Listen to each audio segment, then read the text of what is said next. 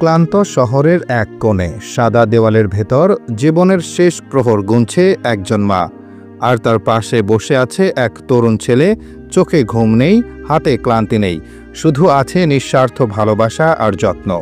Mohakhali cancer হাসপাতালের এক সরল কোণে দেখা যায় এমনই এক দৃশ্য।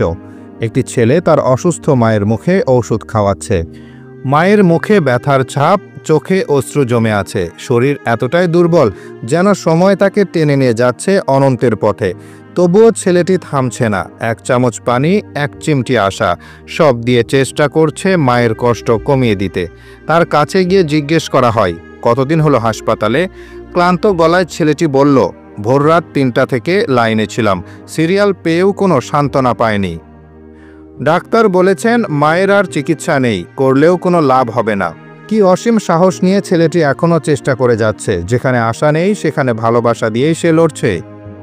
মা, যে মানুষটার জন্য আমাদের পৃথিবীটা এত সুন্দর, যে মানুষটার জন্য আমাদের শৈশব রঙিন। যখন শুনি তিনি আর থাকবেন না, তখন শব্দ হারিয়ে যায়, বুকের ভেতর শূন্যতা জমে যায়।